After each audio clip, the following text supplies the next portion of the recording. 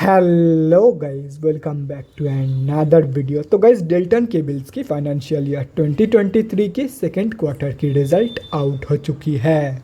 तो गाइस, इस वीडियो में हम लोग यही देखेंगे कि कंपनी ने सितंबर क्वार्टर में कैसी परफॉर्म की है, क्या क्या पॉइंट्स इंप्रूव हुई है एंड कहाँ कहाँ पे कंपनी ने डिटोरिएट की है, और कंपनी के फंडामेंटल्स भी चेक करेंगे और समझेंगे कि क्या ये कंपनी पैसे लगाने लायक है या नहीं।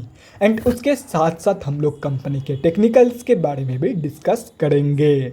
तो गाइस, बिना टाइम वेस्ट किए कंपनी की फंडामेंटल एनालिसिस करते हुए वीडियो को शुरू करते हैं। तो गाइज, अगर इस कंपनी की बिजनेस के बारे में डिस्कस करें तो ये company wires, cables and switch gears की मैन्युफैक्चरिंग करती है। ये कंपनी सिर्फ और सिर्फ बीएससी में लिस्टेड है। तो अभी अगर इस कंपनी की कुछ इंपॉर्टेंट फिगर्स के बारे में डिस्कस करें तो 60.4 करोड़ की है कंपनी की मार्केट कैप, 14.3 की पी है, 9.35% है कंपनी की आरओसी एंड 1.38% है कंपनी की return on equity. Last 6 months के रिटर्न 35.7% है एंड लास्ट 3 साल की सेल्स ग्रोथ अप्रॉक्सीमेटली 31% के आसपास निकल के आ रही है, जो कि 3 साल की कंपैरिजन में बहुत ही ज़बरदस्त है। ये कंपनी अभी अपनी बुक वैल्यू के आसपास ही ट्रेड कर रही है। ये कंपनी आप लोगों को डिविडेंड देती नहीं है एंड फेस वैल्यू 10 रुपये की है। तो अभी अगर इस कंपनी की सितंबर क्वार्टरली के रिजल्ट के बारे में डिस्कस करें तो सितंबर 2022 की क्वार्टर की अनऑडिटेड फाइनेंशियल रिजल्ट आप लोगों के सामने है एंड यहाँ पे जितने भी सारे फिगर्स है वो सब लैक्स में दिया हुआ है। तो गाइस, सबसे पहले हम लोग कंपनी की इनकम चेक करते हैं।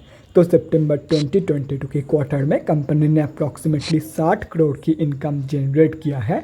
और अगर ये जून 2022 की क्वार्टर एंड सितंबर 2021 की क्वार्टर से कंपेयर किया जाए तो जून 2022 की क्वार्टर में कंपनी ने अप्रॉक्सीमेटली 65 करोड़ की इनकम जनरेट किया था एंड सितंबर 2021 की क्वार्टर में अप्रॉक्सीमेटली 40 करोड़ की इनकम। तो ईयर ऑन ईयर बेसिस पे तो कंपनी ने एक ज़बरदस्त इनकम ग्रोथ यहाँ पे दिखाई है, लेकिन क्वार्टर ऑन क्वार्टर बेसिस पे कंपनी की जो इनकम ग्रोथ है वो नेगेटिव में जा चुकी है। तो अभी अगर इस कंपनी की नेट प्रॉफिट मतलब प्रॉफिट आफ्टर टैक्स के बारे में डिस्कस करें तो सितंबर 2022 की क्वार्टर में कंपनी ने अप्रॉक्सीमेटली 94 लाख रुपीज़ की प्रॉफिट पोस्ट किया है। जून 2022 की क्वार्टर में कंपनी ने अप्रॉक्सीमेटली 2.4 करोड़ की प्रॉफिट पोस्ट किया था एंड सितंबर 2021 की क्वार्टर में अप्रॉक्सीमेटली 1.4 करोड़ की प्रॉफिट। तो ईयर ऑन ईयर बेसिस पे and quarter on quarter basis पे दोनों में ही कंपनी की जो प्रॉफिट ग्रोथ है वो नेगेटिव में जा चुकी है and specially year on year basis पे कंपनी ने एक ज़बरदस्त इनकम ग्रोथ दिखाई थी, लेकिन उसके बावजूद कंपनी की जो प्रॉफिट ग्रोथ है वो नेगेटिव में जा चुकी है due to high expenses of this company, जैसे कि यहाँ पे आप लोग देख सकते हो। मतलब ईयर ऑन ईयर बेसिस पे कंपनी की जितना इनकम ग्रो करी है उससे कई गुना ज़्यादा एक्सपेंसेस ग्रो करी है, इसीलिए end of the quarter end of the comparison company की प्रॉफिट ग्रोथ नेगेटिव में जा चुकी है ईयर ऑन ईयर बेसिस पे। मतलब कंपनी की जो प्रॉफिट मार्जिन है वो भी रिड्यूस हुई है इन ईयर ऑन ईयर बेसिस। तो रही बात कंपनी की ईपीएस की मतलब अर्निंग्स पर शेयर की, तो ईपीएस की जो ग्रोथ है वो भी कंपनी की प्रॉफिट ग्रोथ की तरह ही है। ये ग्रोथ भी कंपनी की both year on year basis पे and quarter on quarter basis पे नेगेटिव में जा चुकी है।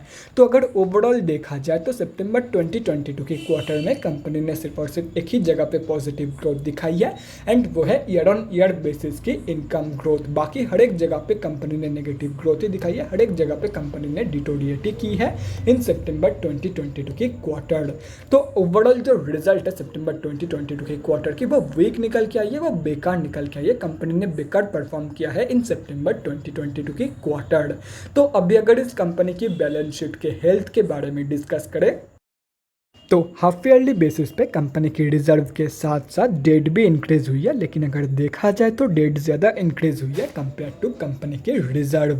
मतलब बैलेंस शीट की हेल्थ डिटोरिएट हुई है on half yearly basis and अगर ओवरऑल भी देखा जाए तो डेट की कंपेरिजन में काफ़ी कम पॉजिटिव रिजर्व मौजूद है कंपनी के पास। तो ओवरऑल जो बैलेंस शीट की हेल्थ है वो एकदम बेकार है।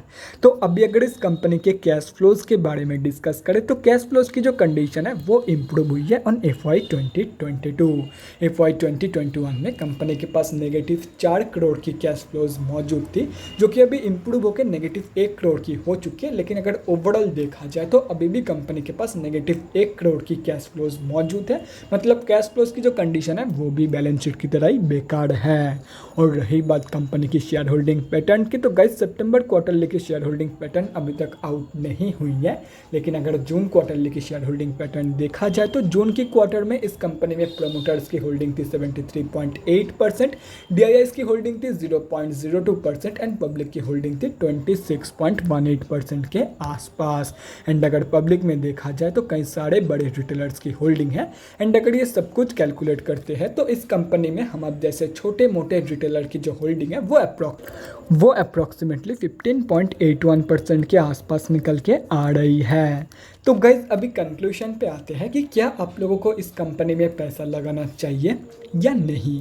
तो देखो गाइज, कंपनी की जो ग्रोथ है, सितंबर क्वार्टर की जो ग्रोथ है वो नेगेटिव में जा चुकी है। तो शॉर्ट टर्म के लिए मैं बिल्कुल भी सजेस्ट नहीं करूंगा एज ऑफ नाउ।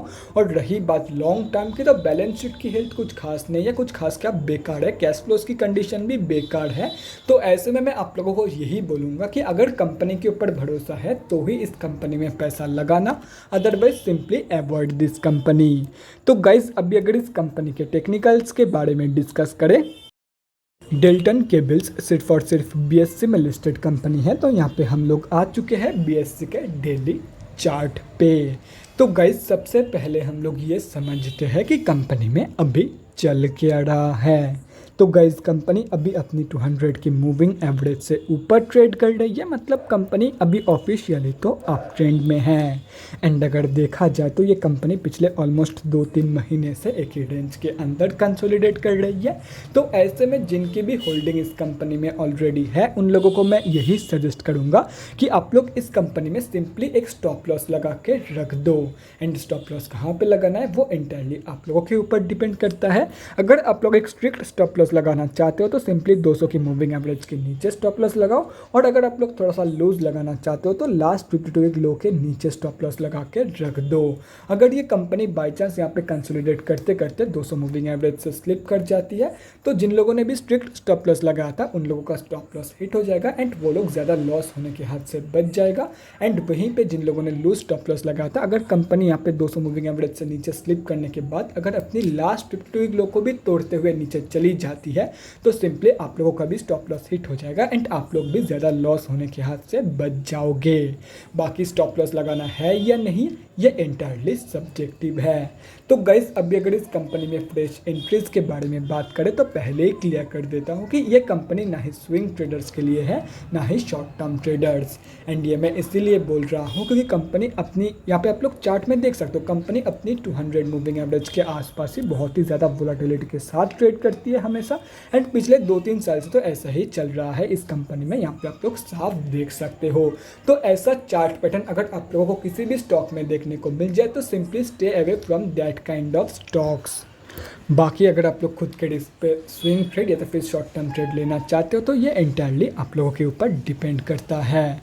और रही बात लॉन्ग टर्म इन्वेस्टर्स की, तो देखो गाइस अगर आप लोगों को इस कंपनी के ऊपर भरोसा है कि ये कंपनी आगे चल के बहुत ही बढ़िया पैसा कमा के देगी या तो फिर बहुत ही बढ़िया रिटर्न देगी, तो ऐसे में ये कंपनी आप लोगों को अभी जितना सस्ते में मिल जाए, मतलब आप लोगों की एंट्री जितना नीचे होगी उतना ही आप लोगों के फ्यूचर रिटर्न एंड आप लोगों के लिए बढ़िया है। तो ऐसे में अगर ये कंपनी आप लोगों को 60 रुपये के आसपास मिल जाती है जो कि इस कंसोलिडेशन जोन की लो है, तो आप लोग एक बहुत ही बढ़िया एंट्री प्लान कर सकते हो। और वहीं पे अगर आप लोग नीचे की लेवल के लिए वेट करना चाहते हो तो वो भी आप लोग कर सकते हो, मतलब जितना नीचे होगा उतना ही आप लोगों के लिए बढ़िया है। बाकी as of current chart pattern आप लोग इस कंपनी में 65 रुपीज़ के ऊपर बाइंग तो बिल्कुल भी कंसिडर मत करना। आज नहीं तो कल ये कंपनी आप लोगों को 65 रुपये के नीचे मिल ही जाएगी, मैक्सिमम चांस तो यही है। तो guys that's it for this video, अगले वीडियो में मिलते हैं गाइज। Thanks for watching. और गाइज अगर आप लोगों के मन में कोई भी डाउट या क्वेरी रहती है स्टॉक मार्केट या किसी भी स्टॉक से रिलेटेड तो कमेंट सेक्शन में कमेंट करके मुझसे पूछ सकते हो, या तो फिर मेरे इंस्टाग्राम का लिंक आप लोगों को डिस्क्रिप्शन बॉक्स में मिल जाएगा, जाके वहाँ पर भी मुझे DM कर सकते हो for an one-on-one conversation. Thanks again for watching guys. Bye guys, and definitely guys stay safe.